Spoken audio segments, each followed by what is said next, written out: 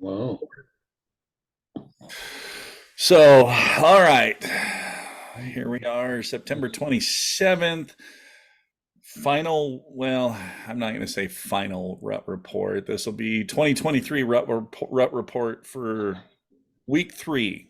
So, all right. Um, Last week was a rough week, tough week. I mean, as a lot of you know, we we made the wild haired decision just to go and hunt a new spot with no scouting, no recon, no nothing. And we spent the first 2 weekends all the way back. We were about 25, 26 miles back in on a gravel road, kind of pretty much at the dead end of the road that just went, and we hunted those areas. We went up on Friday the 15th.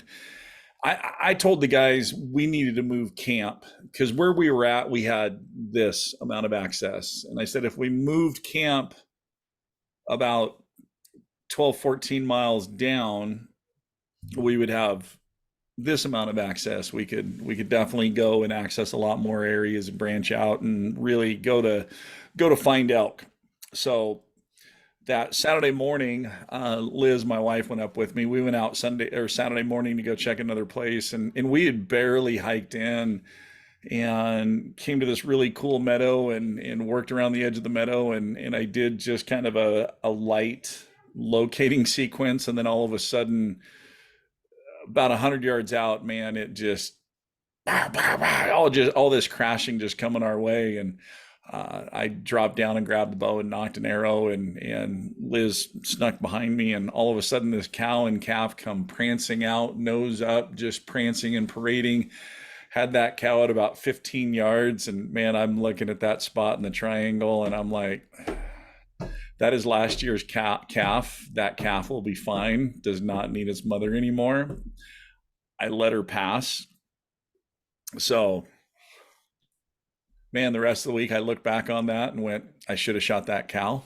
So, but Oh, we had a heck of a time finding elk. I mean, we covered a lot of miles. It was crazy the amount of people that were back in there.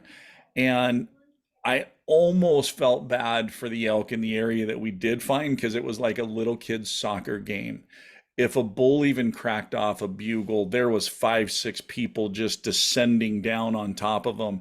And it was crazy in this area because everybody hunts high in the morning with thermals blowing down, and then they drop elevation, and then they're down low when thermals start blowing up. And I mean, we're just we're sitting on the mountainside just kind of watching this going, what are these people doing? I mean, this is just crazy.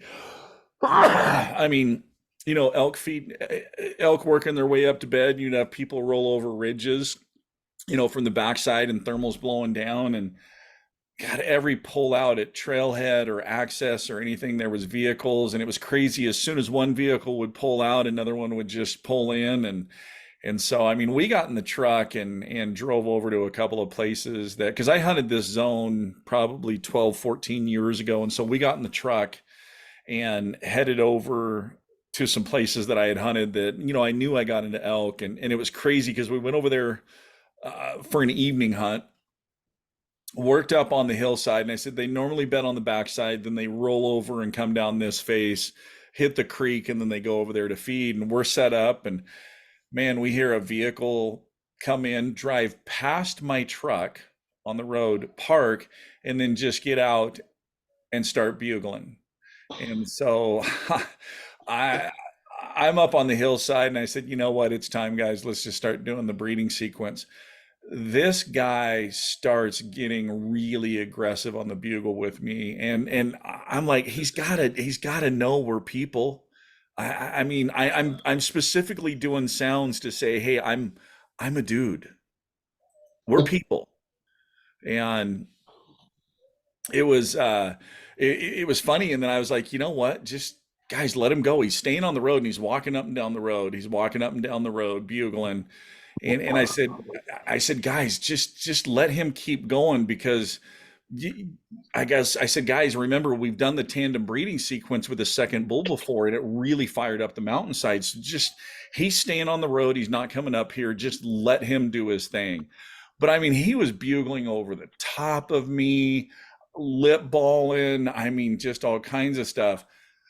And it was funny because we finally heard a chuckle deeper in the canyon. And all of a sudden, we heard his car door, vehicle start up, wrong, race Oh, down the road. We started heading down the ridge towards where that bull chuckled, and this guy races down there in his vehicle. And I'm like, okay, just whatever. And so, we uh, when I don't know what happened because all of a sudden we hear him come back and now he's bugling over the top of me again. And so finally it's past shooting light. So we roll down off the hill, get to the truck, and I bugle from the truck is in, hey, we're back down at the truck. Come talk to us. Nah, we got in the truck and drove down to where he was. It was a guy early 20s, him and his wife, locals that live up there, and we talked to him quite a bit, and he was telling us about where his dad was packed in, and which was a trail that I wanted to pack in. And when we moved camp, we were right by that trail, and I wanted to ride in and check this area out. And then all of a sudden he's like, hey, do you know Corey Jacobson? And I go, yeah, I do. Yeah, he just packed into such and such lake with a string of llamas last night at 2:30. And I was like, "Ah, that's up that motorcycle trail I wanted to go to." So I'm looking at the map and I'm like, okay, there are six guys back in this area, and there's not. I mean, you're probably talking, 100-acre stretch of timber, and you got six people just hammering that area. And so I go, all right, guys, we're gonna do one more thing. We're gonna drive over to another spot that I've hunted. This was Thursday morning. Man, we drove over there and hiked. And I mean, we found a couple of old wallows that, I mean, mud is splung up on bushes and everything. But we're only seeing, onesies, twosies on the track, maybe, three. And, Bryce is like, what the heck is going on? And I said, remember, I said, second year of the La Nina, the excessive moisture, we have feed everywhere. I said, so instead of big groups, we have small groups of a bull with maybe only two, three, four cows that are spread out everywhere. That's why we're not seeing those big herd indicator signs. That's why we're only seeing this. And so um, we got into that area and we got back on the edge, and I said, well, let's head over to this bench. And we got to the bench, and I mean, this was just some pristine elk country. And I'm like, what the heck? I said, nothing's really moving. And then we heard a wolf howl. And I'm like, okay, now we know what's going on this spot. So we went back, and actually the day before that, we drove over to a gated road. And when we were driving there, again, vehicle, vehicle, vehicle, vehicle, vehicle. And when I was talking to that kid, he told me that his dad and uncle will take every vehicle that they own and park it on access points to keep people out. So it looks like there's a shit ton of people, but there really isn't. So we got to the gated road, went back in, and we bumped some elk on the way in, and then we set up and did a breeding sequence. Got a bull that kind of cracked off a bugle a little bit, and I'm like, okay, that's cool. We're back here because nobody was at the gate. I'm like, this is kind of cool. And so we repositioned, worked the bull again. He bugled again, and we could tell he was heading to bed. So it's like, okay, just let him go to bed. And I looked at OnX and I said, I'll bet you that's right where they're bedding, right up here. So it's about that time in the morning. Just let him go to bed. We'll kind of, thermals are good down here. And we're sitting down there, and all of a sudden from down underneath us, thermals blowing up. Yaw, yaw, yaw. So we start cow calling back, and now he starts bugling at us. So I just grabbed the tube and just screamed at this dude. And that's the last we heard of him. He kind of shut up and left. But we're like, where the hell did this guy come in from? We're trying to think, well, was he one of those other trucks that we saw guys bailing out? And so it's so funny. We that evening, and I'm like, all right, guys, it's time to work around, and this guy's going to be getting up soon. So we work around, and all of a sudden, uh, we found an old road on the backside that went across the creek, and we got on the other side of the creek, so that way thermals were, definitely controlled. Worked up, started rolling. We come out to this meadow with this really nice creek rolling through it, and I just did kind of it's almost like a breeding sequence location, I guess you'd call it. So, but it's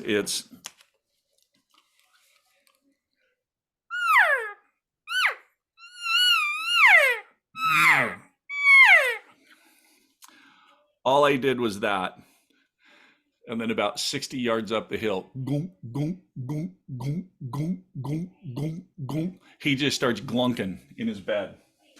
And so I, we kind of spread out.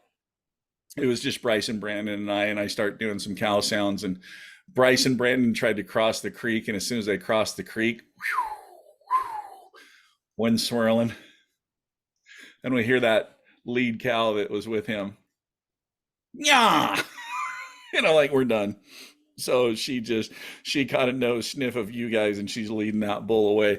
But it was so funny in this area, where this bull was, because this was the first time in everywhere that we went that we found fresh rubs.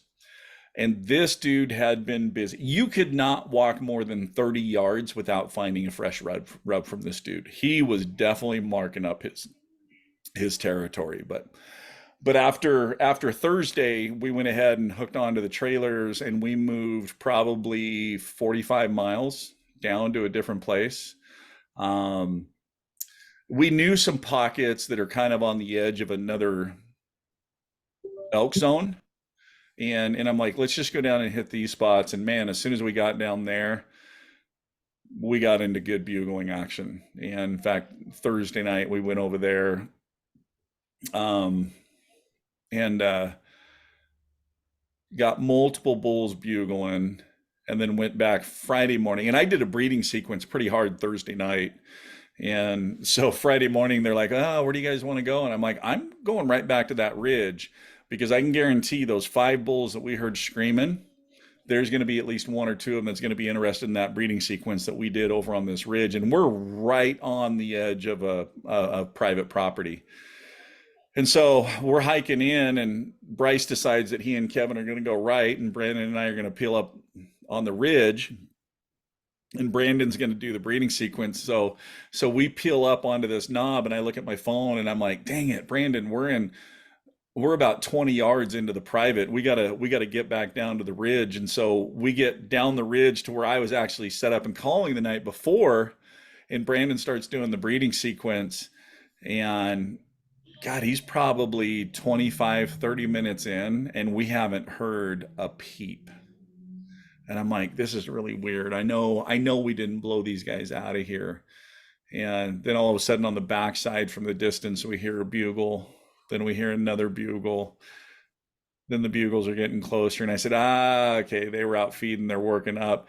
And as soon as one dude, so I was actually down the ridge from Brandon, and this one bull comes up and hits the ridge, and the next thing I know, he bugles again. And I said, holy crap, he's bringing that ridge over to connect with this one. So I get above Brandon, and I'm like, okay, and I'm looking at the map, and I said, oh, there's an old road. He's going to hit that old road. He's going to come right up this knob and right down this trail. So I got set up just on the backside of the knob, and then all of a sudden I see the rack coming up. He was a stud bull.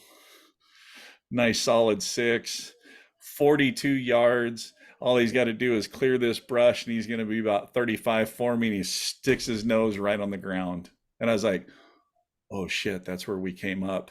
He sniffed our boot tracks and turned around and went right back and started barking. And I'm like, oh, that's perfect. And then Saturday night we went out, and I said, here's some benches below where we had trail cameras. Let's go hit these roads that'll take us up close, and then we can hike in. God, we got to that where the road intersects, and here's a camp trailer, and I start looking at the rigs. California, California, California, California. Idaho. I'm betting that the Idaho dude used to live in California, moved to Idaho, and now called all of his California buddies. And I said, well, whatever. Drive by their camp, and all of a sudden, where the road splits, I said, God, that's weird. Why are the gates closed? I'm like, wait a minute, though. You can see tire tracks going through. I'm like, I'll bet you that. I go up and I push on the gate and it swings open. The lock is locked. So what they were doing was driving through and then closing the gate behind them. And I'm like, oh, okay. Went back, got out my cell phone, license plate, license plate, license plate, license plate, license plate. Forest Service. Hey, here's a group from California that's camping on this road right at this intersection that are closing the gates and not allowing the public to go up to these areas, which in Idaho, it's illegal to close gates like that. You can't do that. You can't touch Forest Service gates. So I'm hoping Forest Service went up there and wrote some fines. So we went looping around, and I said, well, I said, let's just go check out some of this other country. Looping around, get down on this creek bottom, and I bugle. Oh, and I'm like, oh yeah, there's a dude right there. Start walking up the road on the knob up above me. Ooh, oh, oh, oh, oh. I shit you not. That was the guy's chuckles. Oh, oh, oh. And we figured the camp that we rode by, all they do is they sit up there on the knob, and as soon as they bugled, that other bull shut up. And I'm like, okay, that bull knows because that's all these guys have been doing all year long is just sitting on that knob, trying to get a bull to get going.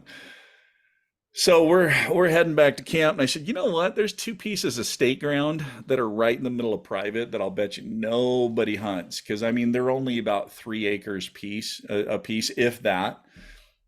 Everybody's going to drive right by and not even pay attention to them. Got on the corner and I bugled 60 yards up above the road. Oh, we got a mean growler. My truck's in the middle of the road, doors are open. We also had another bull over on the private. That dude was pissed off because he was just screaming with a heavy growl. The only problem is when I jumped in the truck and pulled it off the road, Growler dropped and exited. So I scared Growler out with that. But we started working the Mad Bull trying to get him to come back, but he was already heading out for uh, his feeding. That was Saturday night. And so Sunday morning, I'm like, I'm going to go right back in there because those guys are going to come right back into this area and feed. And so I got there before light, got up on the mountainside, and I said, okay, it's Sunday. I'm heading home today. I'm only giving this until about 9 o'clock, and then I'm heading home. About 8:12, I hadn't heard a peep, and I'm like, you know what? They went another direction.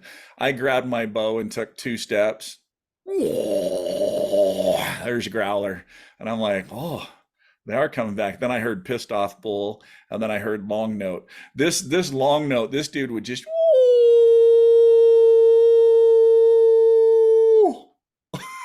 and I was just laughing.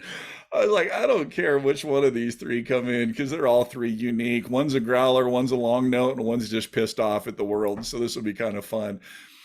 I'm doing again that cow, kind of breeding location, and they're coming on a string. Now, mind you, I'm only 75, 80 yards above this road just because I don't want to get too high because the thermal's going down, and I want to be able to position quickly with them coming. But they're coming perfect, and then from down the road, I hear it faintly, and then it gets louder and louder. Boo, boo, boo. Hound hunters. Because in this unit, they actually allow a bear hound chase season. It's not a take season, it's only a training season for dogs to run hounds. And so those three bulls turned around and went off. And so I'm actually heading back up Friday about noon, and Bryce and I are going to focus on those two pieces of state ground. So, because can definitely get those bulls. Wow. So lots of miles. The thing we noticed too is we really turned the volume down on the calling. So very, very high pressured areas. If you bugled too loud, they would just shut down. It took a while to find elk. We did have to relocate. So, but exactly what I talked about in the El Nino, La Nina, with the feed being everywhere and the elk spread out in smaller groups, exactly what we encountered. I never did hear really heavy rut activity. And so when I got home, I kind of researched on it and I learned something. So remember how we talked about the autumn equinox, usually the 21st or 22nd, that is the equal amount of nighttime and daylight. That is true if you live on the equator. The fact that most of us live on the 45th parallel, you have about a 3 to 4 day lag. So if the autumn equinox was on the 22nd this year, for us on the 45th parallel, it would actually be more about the 25th, 26th time frame, which would have been yesterday. That's usually the peak of the rut. And that also explains why the last few years you've heard a lot of people going, oh, the rut's late. The rut's late. Well, for us on the 45th parallel, not so much. It's right on time. So, but when I got home, I kind of jumped on some Idaho archery and Idaho hunting groups on Facebook, and I was just kind of curious. And yeah, so first off, it was entertaining because there's a lot of people that were like, man, are anybody hearing any bugles or are they finding any elk? And everybody's like, yeah, this is a really weird year. And God, they're just not herded up and the rut's not happening. And I'm like, well, that's because you got a lot of food spread out and that's why they're not herded up. I said, there are bull with cows. And, I'm thinking this in my mind and stuff. And other people are like, you know what it is? Yeah, it's just everybody out there bugling and these elk are getting educated.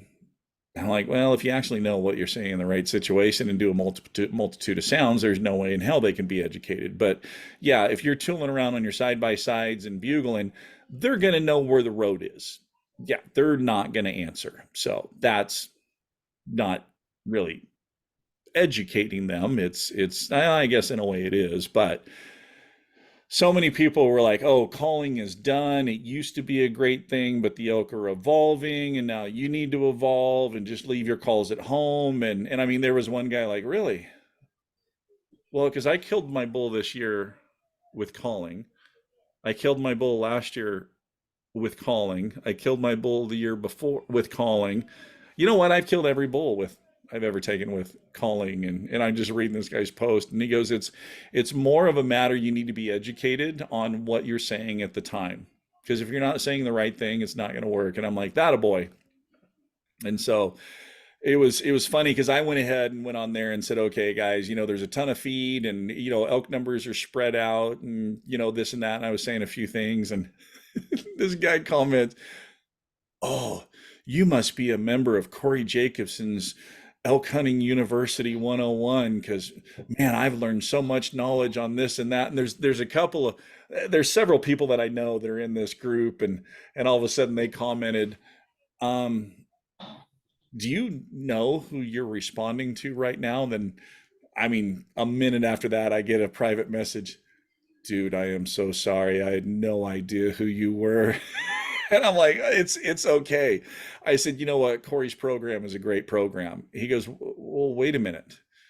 You do the same thing Corey does, and you're saying that he has a great program? And I said, yeah, he absolutely does. And I said, and if you ever listen to me, you'll hear me say, go get as much information as you can. Listen to all kinds of people. Go listen to Corey. Go listen to Chris Rowe, who's a biologist.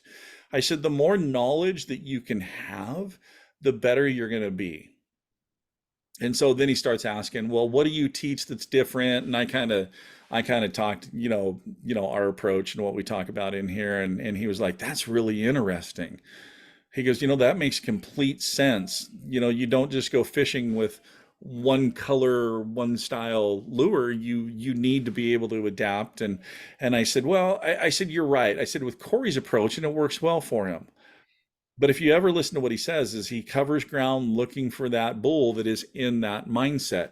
It's just like if you only have that one spinner, you're going to fish up and down the river until you find that one fish that is interested in that. I said, me, I want to try different spinners and different colors and different types and just see what works. So, but yeah, so last week was, I mean, it was kind of frustrating with not getting into bugles, but man, I mean, great time with friends, beautiful country, cold as all get out. I mean, there was a lot of mornings that were 26, 27 degrees. Um, right when we moved to, they were forecasting snow above 5,000 feet. And I think at that time we were 6,900, 7,000. So we moved down low enough. Definitely so cold that I had to scrape ice off the windshield on the General when we were using that. In fact, dropped down in the valley where the clouds were sunk in and the clouds started freezing on the windshield. I was reaching out with two fingers, scraping the windshield so I had a little slot about like this that I could see through and make sure that we were staying on the road. So, um, but no, several lessons learned. First lesson, don't make a well, at first we were like, okay, we're not just going to jump into a hunting area without doing research or taking a year to scout more and learn the area and all that kind of stuff. But then when I got home, some of those posts that I saw with people asking, our normal hunt area, people were saying the same thing. Quiet, can't find elk. I mean, granted, over there, we know where to go to find the elk. We know where they're at because we've hunted that enough years that we've hunted it when there's a lot of food and they're spread out, and we've hunted it where there's not much food and they're kind of all packed into one area. So that was kind of a disadvantage, on this year. But biggest biggest thing was the amount of people. Oh, that gated road that we hiked in that we thought we were all by ourselves. We got back to the truck just after dark, and there was two other trucks parked there. So two other groups came in behind us, and I was just like, I don't understand it. And God, when we moved camp from all the way back down to where we did, we just got camp set up. Then all of a sudden the traffic started. All these vehicles heading all the way back there, four wheelers and side by sides that had packs that were just loaded. And Bryce is like, I wonder where they're going. I said, dude, I'll bet you they're going to drop into Little French Creek where we rode the motorcycles in, and they're packing in and they're just going to hunt their way through that. And he goes, oh, yeah, probably. Um, but yeah, just frustrating week, fun week. You know, we got into elk. We were really, really mobile, had to cover a lot of ground. Um, Now, the report on the reeds, because you guys know we were field testing a lot of reeds. The Slayer reeds did not last. They just blew out. And in fact, the blue reeds disintegrated on the first weekend. So the purple, one purple was still good. Um, Bryce used the same native by Carlton narrow framed green reed the whole time. He has not changed from that reed. I have a medium frame yellow latex that I used from day one. Now, granted, I've been, interchanging reeds. That one still good. Have not had to swap that out. Brandon blew through a couple of the medium framed green reeds just because he got really, really aggressive with that big bull that was coming in, and he blew two of them out. The new Rip It 2.0, we tested we have some reeds with different stacks. And in fact, this one I'm pretty impressed with. So this is the Rip It 2.0 with a yellow bottom, green top.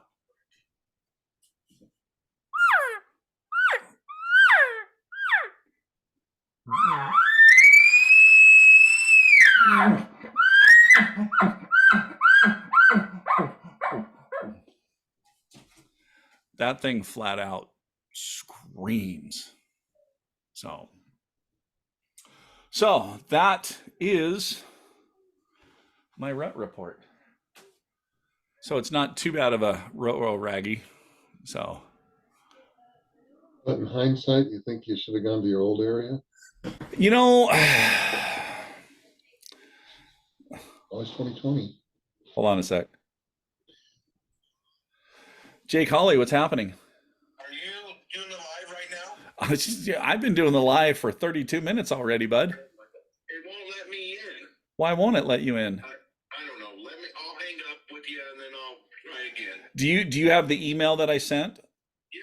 All you have to do is just click join discussion down below. Okay. I tried that, but it took me to some other site. I tried that too initially. It's why I was late. There's seemed like there was two links in that email. Yeah. One was to the report from a couple weeks ago. So he's got to make sure he's hitting the right one.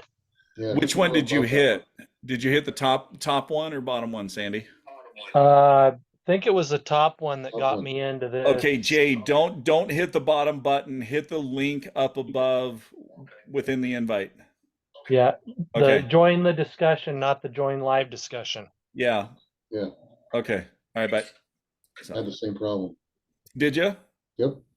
Yep. It sent me to just a waiting room. That's why I came in about September 13th. 7 minutes in. Yeah. Yeah, it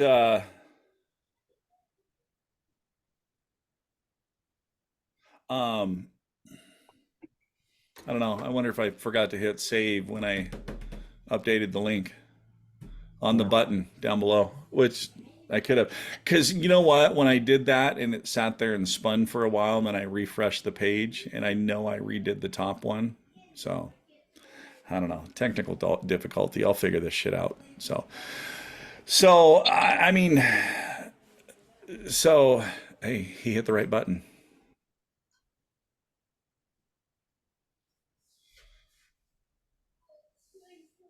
Are you there, Jay? I don't see where he's connecting with audio yet. Well, there's his mug. He's in the truck. He's out hunting. Yeah. Sorry, guys. No, that's all right. Sandy had the same. Well, I actually, when I went to do this morning, and I went to the next page, it sat there and spun, and so I refreshed the page, and I know I redid the top one, but I think I forgot to redo the join discussion. It was still on last week's link. So, you know, Jim, I don't know. I mean, because from what I'm hearing, it was the same scenario with, people having difficulties locating elk, not getting any bugles, that kind of stuff. It's just one of those things. So when you have a lot of feed like you do this year and the elk are spread out in smaller groups, you kind of lose that competition level for cows. And so, I mean, you think about it. You're a 4.5-year-old 5x5 that has 2 or 3 cows, and you're off in your own little drainage. What on earth do you have to bugle about? Especially if you hear another bull bugling and you have 2 cows for the first time because you were able to get 2 cows and stay away from the big herd bull.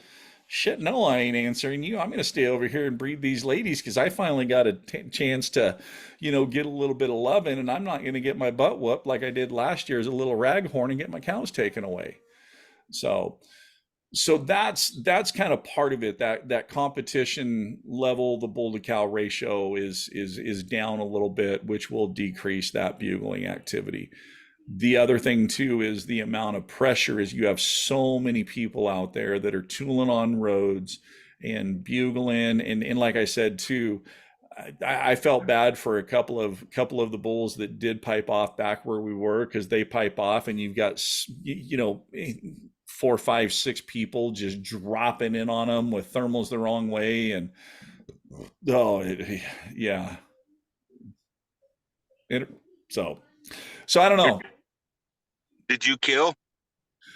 I passed a cow at 15 yards. I had about a 325 bull coming in at 42, and he sniffed our boot tracks and turned around. I had 3 bulls coming in on Sunday morning that were coming in on a string, and had hound hunters come tooling down the road with their hounds baying that shut them down. So over here, where I'm at, you know where I'm at. Yep. Nothing. Zilch. They're not talking. Well, you need to go away from your normal places. So you need to kind of start thinking because remember there's and we were talking about this earlier before you jumped on. There's so much feed out there Yeah. that these elk are just spread out. So this year you don't have your herd that has 20, 30, 40 elk in it.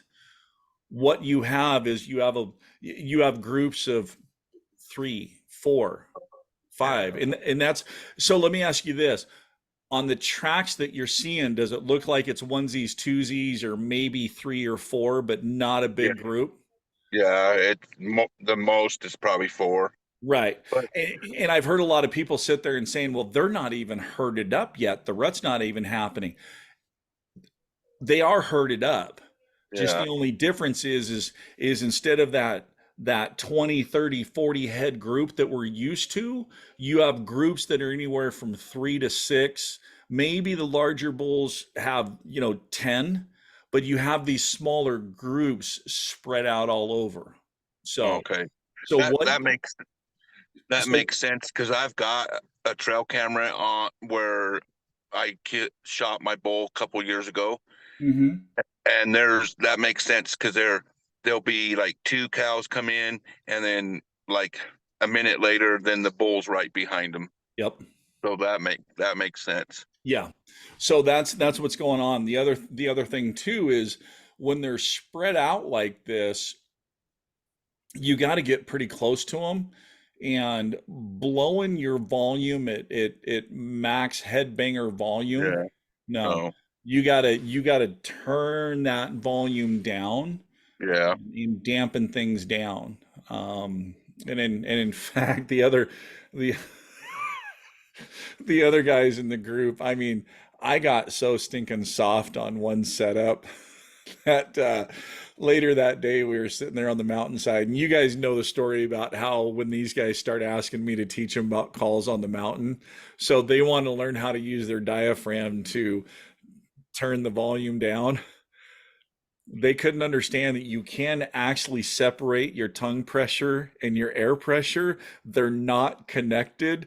So they would try to get really soft and their tongue would drop off the reed and it would just be this this mosquito buzz and they were just getting pissed and I'm laughing and I'm like, guys, just separate these two. So Jay, try really soft cow calls and really turn your bugle down. In fact, what I did a lot of times was I would take my hand and cup it on the end of the bugle and point it down on the ground so to really soften it up. So Okay. That's another thing. Uh, I brought a new hunter with me this year. I guess I need to have a heart to heart with him.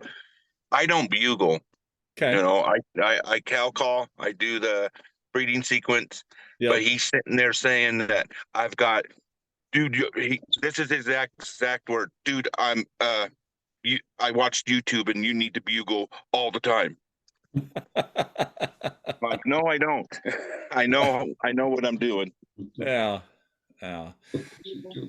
No, I mean, if you're not hearing a lot of bugling out there, you don't need to, do a lot of bugling on your own. So, in Yeah. fact, I really stayed with, especially when those 3 bulls were coming in Sunday morning. I was just doing, the soft cow calls, kind of in a breeding sequence location type, and I mean, I was just glunking and huffing Yeah. is all I was doing, just low audible sounds. So, but Yeah. And so. and then the Grizzlies are so bad over here this year. We've ran into one. My other hunting people I hunt with have ran into them, and then my 2 best friends have ran into Grizz. Jay, are you in the northeast corner of Idaho or the northwest? Northeast. I'm in Northeast. Island Park. Yeah, I Okay. don't care, and anybody can Yeah. come over here and hunt. Yeah. I don't care. I was up in the northeast of Washington, about a mile and a half from the Idaho border, and I only heard one bull in there. I actually almost got a shot on him. I got him into 30 yards. First bull I've ever called in, which Nice. was a whole lot of fun. But he got there 5 minutes too late. I just couldn't get eyes on him. You know, I could see a form across the road, but there was no way I was taking a shot at that. You know, too dark. too dark, too dark. Yeah. Yeah. Yeah. I No. did call bull in for my son.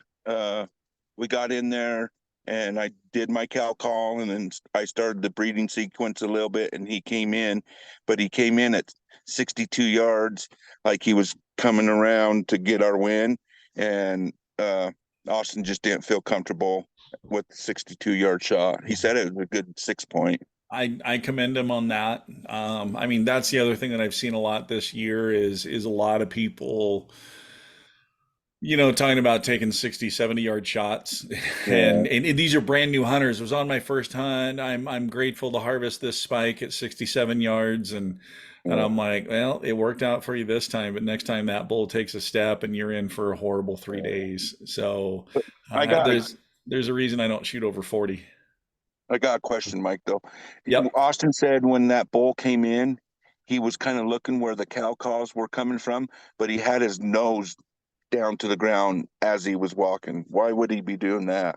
Just checking trails, checking scent. So, I mean, that's what happened.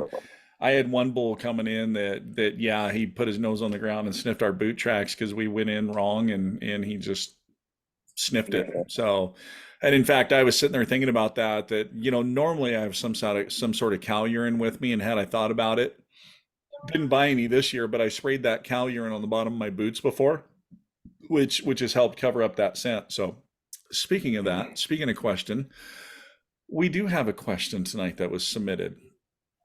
So, all right, here we go. What is the best way to go after a bull that is doing his own breeding sequence, meaning he has a hot cow? We got the shooter to about 80 yards. Caller was about 100 yards on the backside of a small hill out of sight. Caller raked a tree and did some roundup bugles. The bull just gathered up his cows and pushed his hot cow away. After the encounter, I feel a lip ball bugle would have been a better choice. What do you think? You guys have heard me talk about this before. If you are in on a bull with a hot cow, the best thing to do is back out and leave and come back the next day.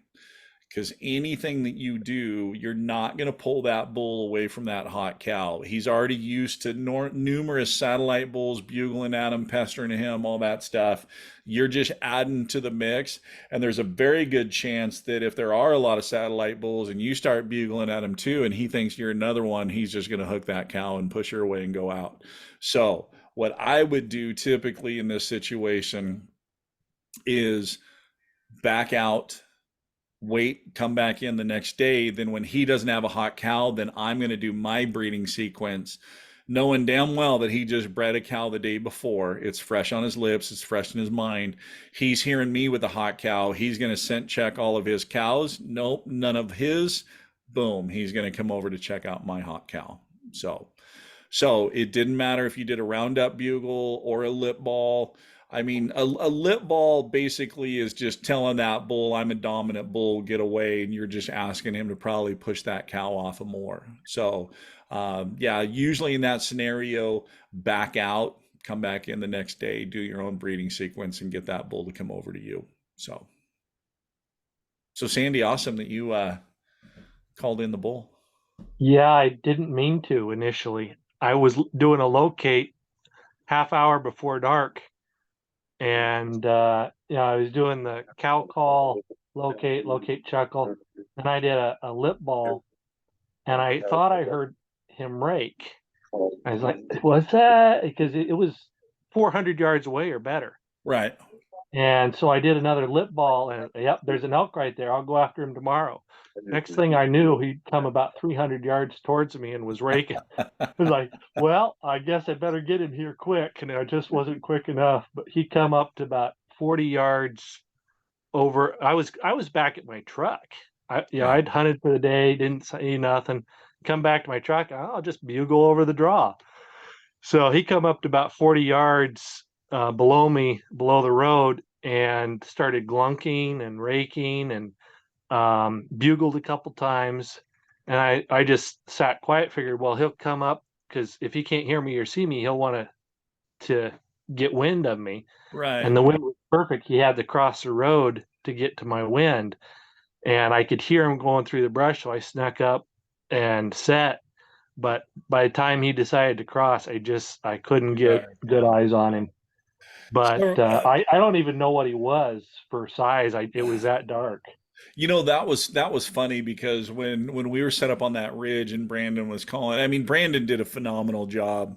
I mean, he pulled this bull from a long ways out, but when that bull was coming over and just my head was above the ridge and I heard him crack a bugle and I looked and all of a sudden he was materialized on this little open hillside and I was like, where the hell did you come from? I didn't see you walk in. I had been scanning this and I'm looking. And so Brandon and I weren't that far apart. So I dropped down a little bit and I'm like, Brandon. And he goes, what? And I said, I can see him just move down into that group of trees right down there. And he takes two steps and he turns around and he goes, how big? And I was like, big enough. Now get your ass down there and start going. I mean, everything that we've been through, and you're going to stop and ask how big. Big. Who cares if it's a freaking spike at this point with everything else that we've been through? It just happened. It was a stud six. So, but, so yeah, good lessons. So, yeah, heading back out Friday. Got a game plan. We actually have some weather coming in, which I'm thankful for because remember we're back to a bright moon. So, bright moon, we're gonna have a cloud cover blocking that moon, which means we should have really good daytime activity. We're in that good autumn equinox time window with peak rut, so it should be a good last couple of days of the season. So Have, have you ever heard of anybody calling a grizz in? I wouldn't be surprised, especially if you're doing distressed calf or lost calf, lost cow sounds. Yeah, I Absolutely. did. I did on our setup, and uh, Austin had to go use the woods, and he went about 60 yards, and I was still doing my cow sounds and stuff, and a couple minutes later goes by, and I got ready to do my other set, and all I hear is, "Hey, hey, bear, hey, bear." It was on. Oh, He said that Grizz got about 30, 35 yards from him. that's too close. Yeah. Too close for me. No, and I know Greg, who's normally in here with us. He's over there in Yeah. your neck of the woods, Jay. Yeah. He shot a cow Tuesday, Wednesday. Shot a big cow, big cow. But yeah, he's saying the same thing. It's pretty quiet over there, and I kind of gave him the kind of the same information that I told you. Me. They're just kind of spread out. Yeah. Me and him hunted last year together.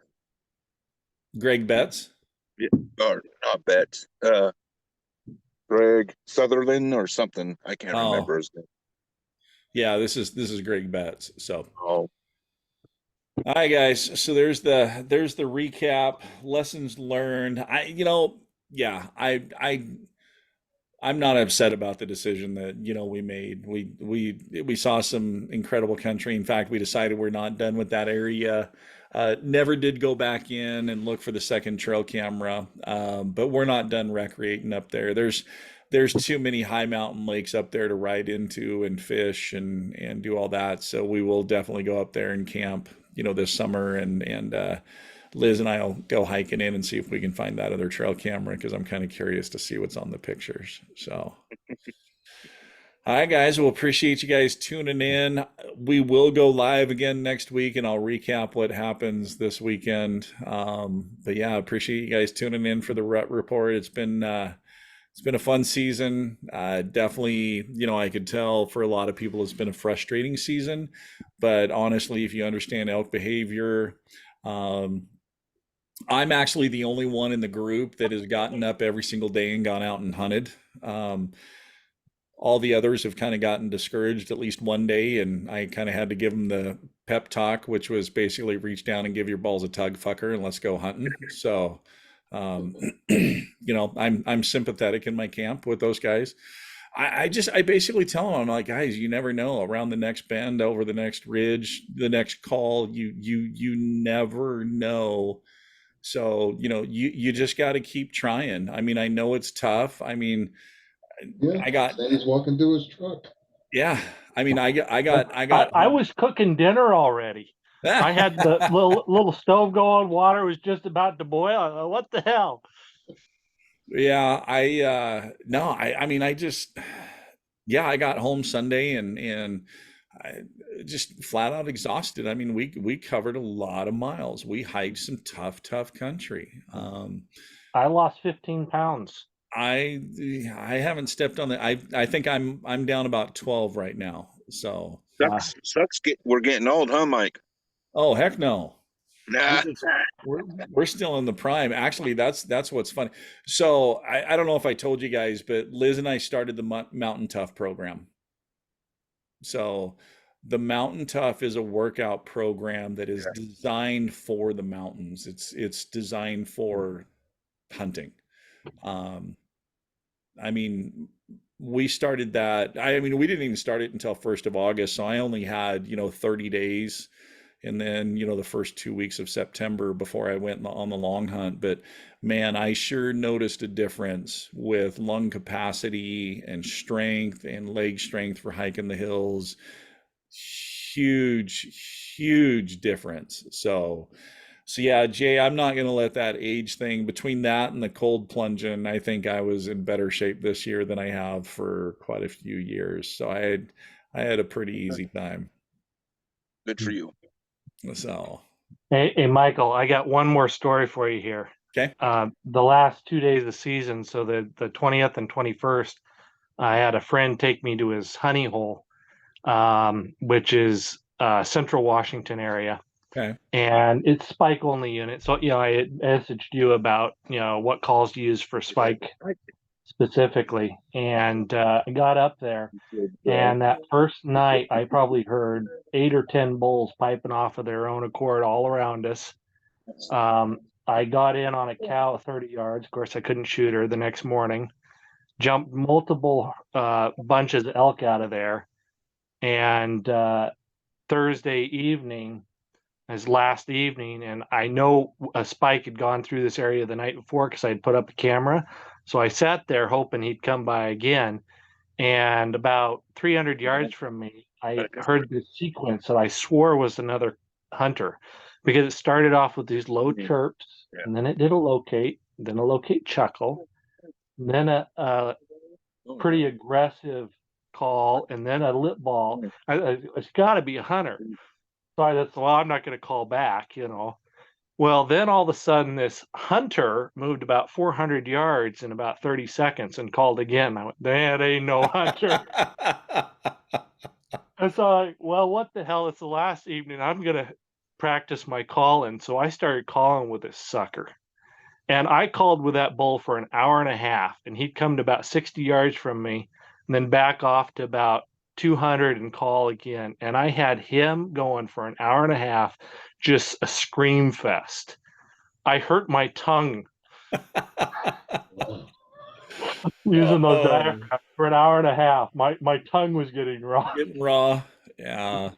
But That's awesome. for an hour and a half till dark, I had multiple cows within 50 yards of me. I had a little tiny bugle down below me. I thought might have been that spike, and I was hoping he'd come for a look-see.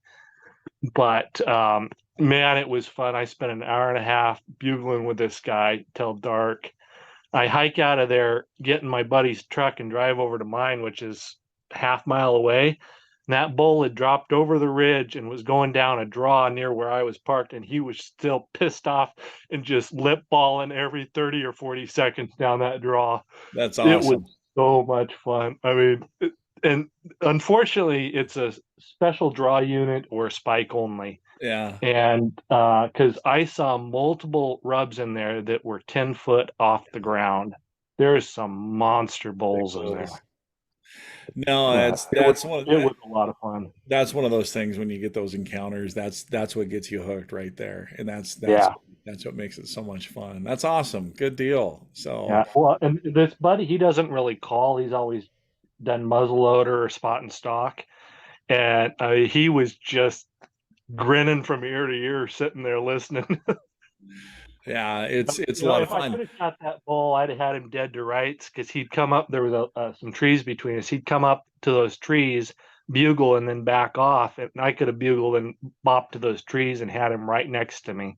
Well, and it was funny because when that cow and calf came barreling in, Liz was like, "Holy crap!" And then after all the encounters, she was like, "That was awesome." And then she was like, "Hey, why didn't you shoot her?"